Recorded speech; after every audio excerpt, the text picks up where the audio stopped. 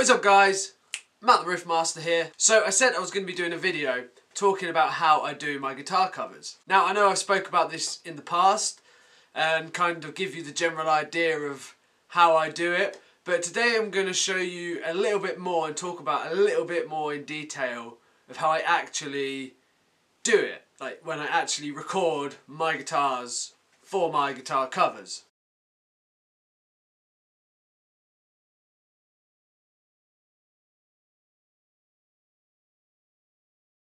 So guys, as we can see here on screen is my cover for Bleeding Me that I did last week, I think it was. And a lot of you enjoyed that, which was awesome, thank you. Anyway, so as we can see here guys, the orange track at the top, that's the actual song that I'm covering.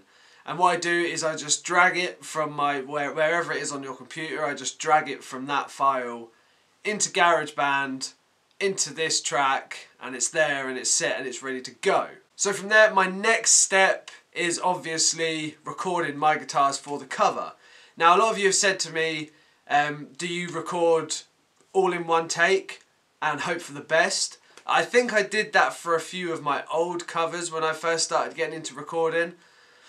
I would just record it all in one take, which, you know, is good, it's a cool way of doing it, but I've started to go into now, when I record my covers, recording each section separately. Now as you know, I quad track my guitars when I do anything really, sort of, you know, especially with a cover and my own stuff. I love quad tracking my guitars just to get them thick and chunky and tight and sounding good. Now you may be thinking, okay, so fair enough for, you know, quad tracking, doing it for your own song, but why would I do that for a cover? Well, for me, this is just my personal taste, my personal kind of thing that I like to do.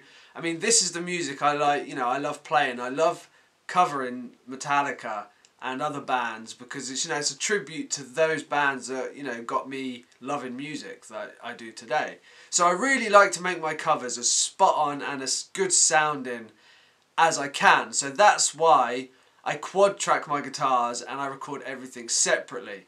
So for example, you can see here, this section here, that is my intro. That's the intro section which we'll play. So what you're going to hear now is just my guitars quad tracked without the song in the background, just my guitars. So let's check it out.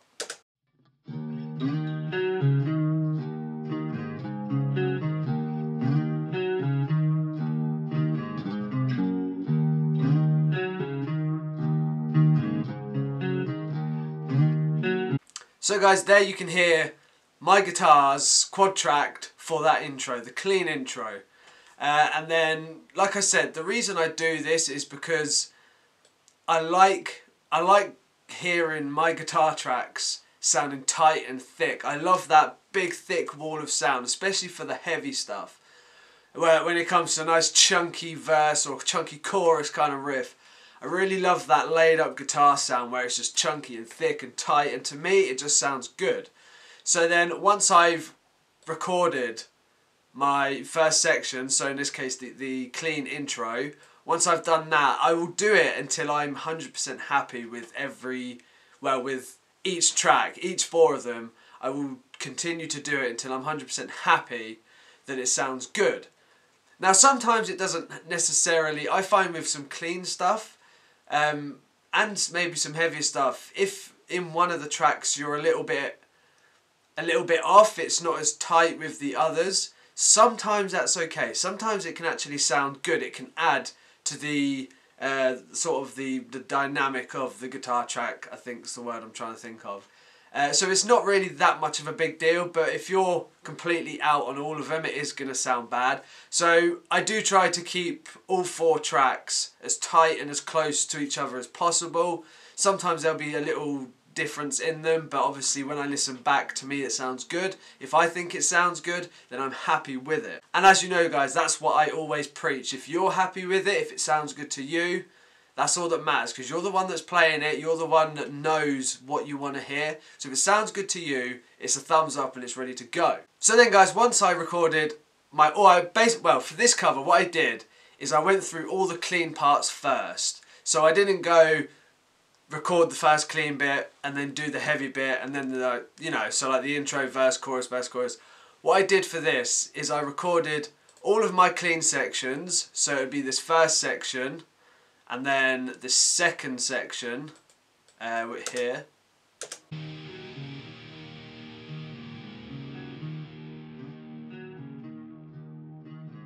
Which is another clean part, and then here again.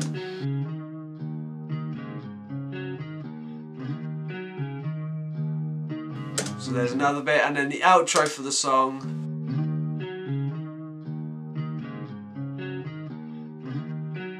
Is a clean part as well. So what I did is I recorded all of the clean parts first. I got all of those done to my liking, they sounded good to me. So once I'd got those done, that's when I moved on to the heavier sections of the song. So you've got here the first chorus, I think it's the first chorus part. No, yes, yeah. So here is the first heavy section of the song that I recorded.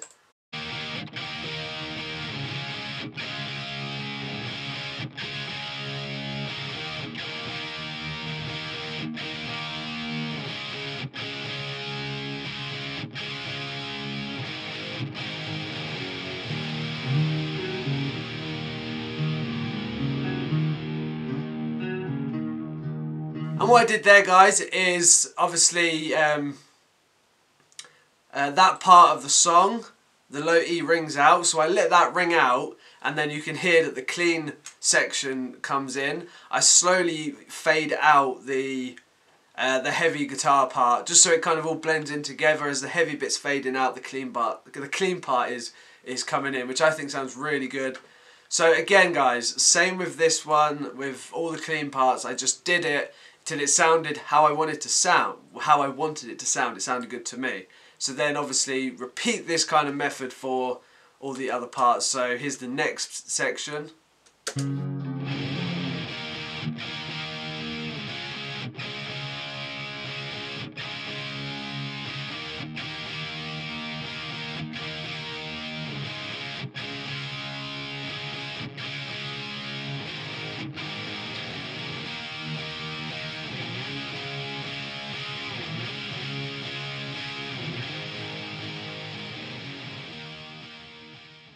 And then again, for example, going over to the this part.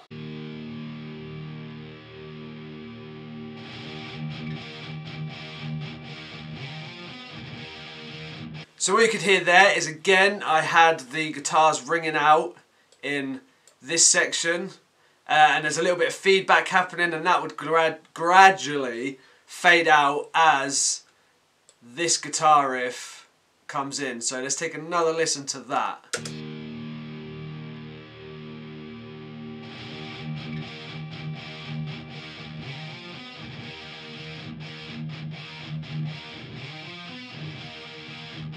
So as you can hear, that guitar fades out as the next riff part comes into it.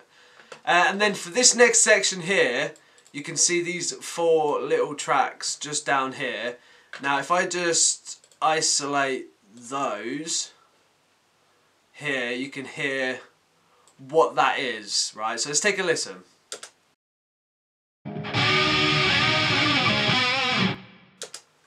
Okay, so that part obviously on its own you might think okay, but then when you put it with what's behind it, it will sound like this.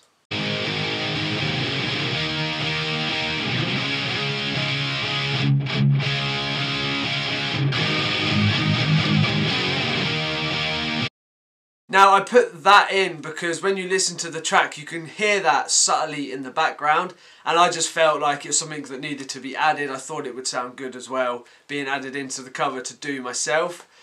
So that sounded good. It's not really up front, it's kind of back down, but you're aware of its presence, you know it's there, which I think sounds pretty good. And then yeah, again, obviously going towards the ending.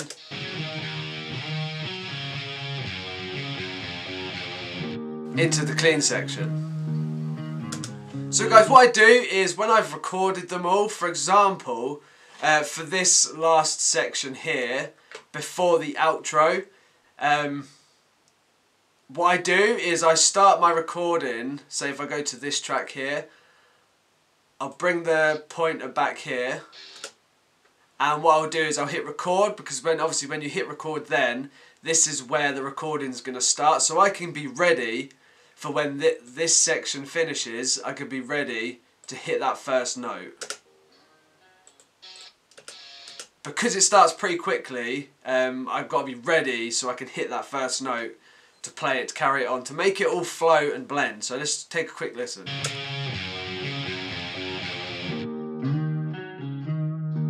Yeah, so it's always good to start your recordings, if you do it this way, to start your recording a little way back. So for example, here's the ending of these heavy guitars.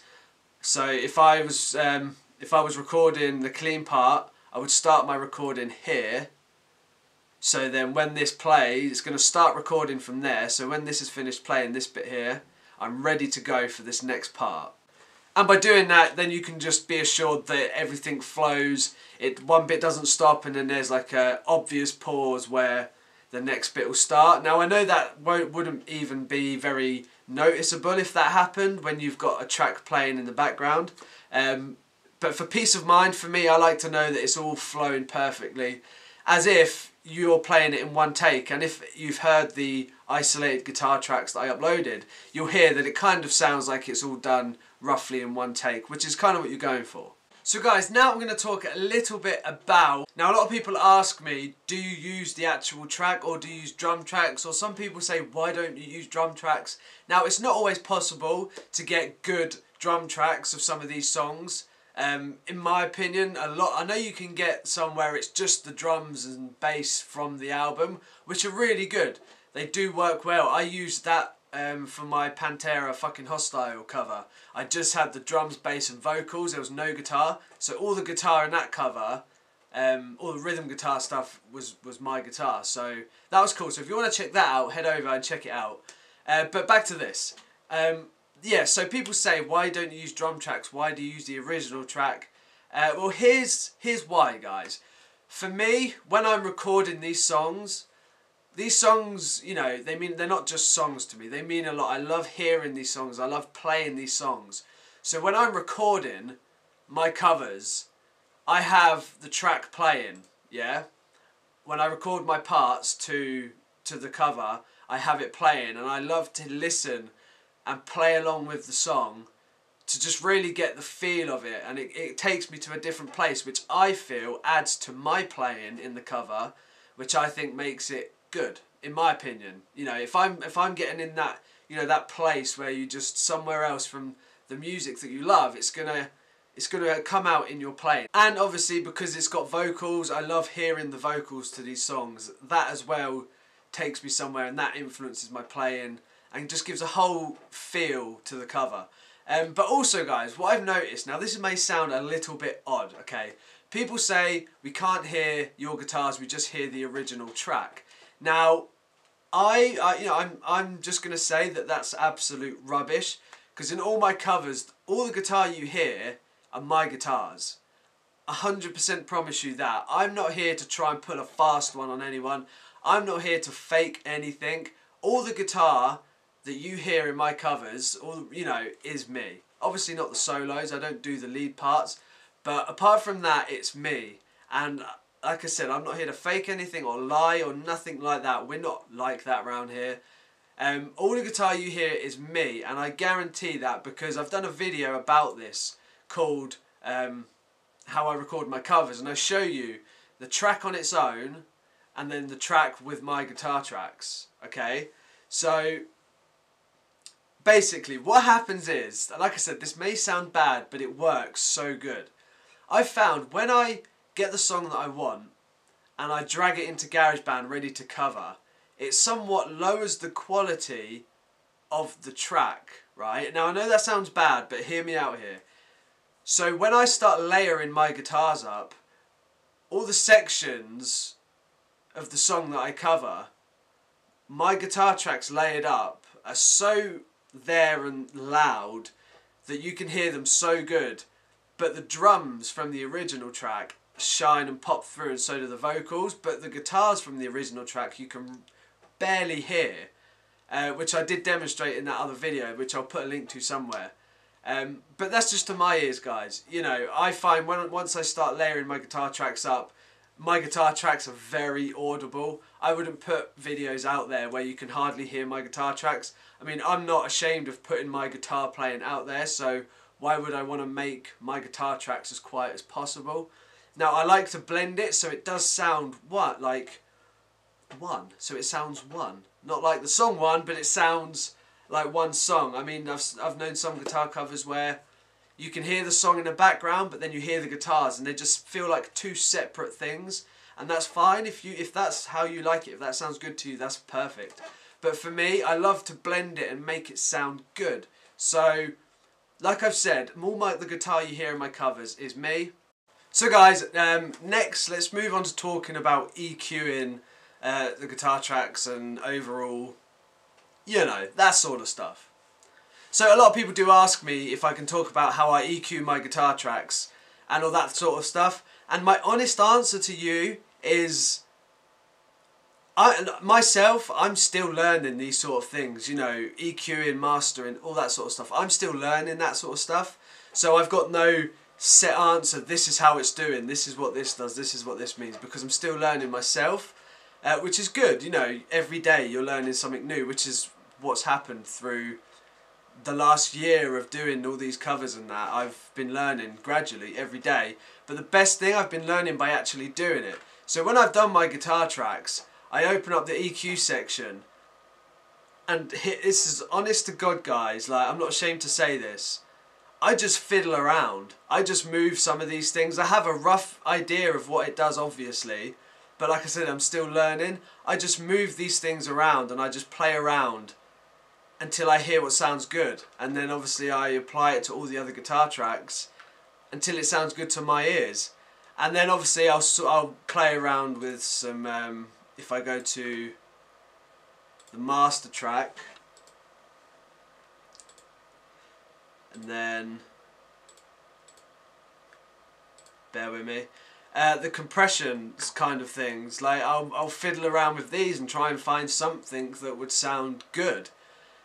So like I said, there's no real answer for that question at the minute for you guys from me, because like I said, I'm still learning a lot of this as I go along, which makes it a lot of fun. This is one really fun part about when I finish recording covers or my original music. I just get to play around with things and see what sounds good. Like, you know, again, sometimes I'm not sure what something means, but I'll just move a dial or move something and just see what it does. So by moving something, I'll hear what changes and I can kind of work it out from there. But I just move things around, fiddle about until I find something that sounds good. And like I said in the beginning, guys, if it sounds good to me and I'm happy with how it sounds, I'm going to be happy to put it out for you guys. So yeah, there wasn't much education in that kind of segment, because I just noodle about until I find something that sounds good. But you know, once I do start to learn more about this, I can share it with you guys, or if any of you guys know a lot about EQing and all that kind of stuff, comment below. Maybe you could make a video on it and I could watch it and I could learn a few things, because that'd be awesome. That's what we're all here for, to help each other out. But overall, guys, when it comes to the EQing, I just fiddle around, and then all the time I've come across something good. I don't rush it. I really take the time to noodle around and try and figure out and try and hear what's changing, hear what sounds good. And then the end result, in my opinion, and I know from a lot of your guys' comments, it's been good. So it's going well so far. So yeah. So guys, once I've recorded everything, I've EQ'd what I want to do and I've fiddled around with everything. That sounds naughty. Once I'm done, I'm happy with how it sounds. My next step, now this is just if you've got GarageBand, it may be similar to whatever software you have. But when I'm happy with how it sounds and the levels of everything, it all sounds good, I then go to Share, and then I go to Export Song to Disk, then I'll click that, and then it'll come up here, so you just title it, Bleeding Me cover, and then you want to export it as an MP3 file, you click Export, and that's going to export, and then what that's going to do, it's going to do its thing, and then that'll export it into an MP3 file, which is then ready for you to use for your guitar cover. So there we go guys, that is just a little tutorial type video on how I record my covers. Now like I'm saying, it's not the only way to do it, it's just how I do it. It works for me and the outcome always seems to be pretty awesome. So maybe give it a go yourselves if you're looking to start recording covers, you've got yourself some gear and you want to get serious with it. Or if you already do covers, maybe give this a try, let me know how it turns out for you. And again, like I said, if you've got any tips for me when it comes to EQing and all that final stuff, do a video and I'll watch it and maybe learn a few things, which would be awesome guys. Because like I said, a lot of this stuff I'm still learning myself, but I'm having fun, which is the most important thing, and you guys are enjoying the videos, which makes it all worth it at the end of the day guys. So I hope this helped out. I hope some of you give it a go, and I hope it maybe improves your covers and makes you have a little bit more fun doing it. But guys, if you did enjoy it, if you did enjoy this video, please give it a thumbs up. That really would mean a lot. And if you could share it and share to the world, maybe. I don't know, a lot of people might not even care. But still, give it a share, because that would rock. And if you're new, make sure to hit that subscribe button. Come and join the Riff Master family. And come and hang out with probably the best family on YouTube. No, I mean it. We really are. We rock. And as always, guys, down below are all the links to my the Facebook page, the merch store, the super support section on the website, all that cool stuff. So go check it all out. So thanks again for watching, guys. Take care, and as always, rock out, be awesome, and I will see you in the next video. See ya!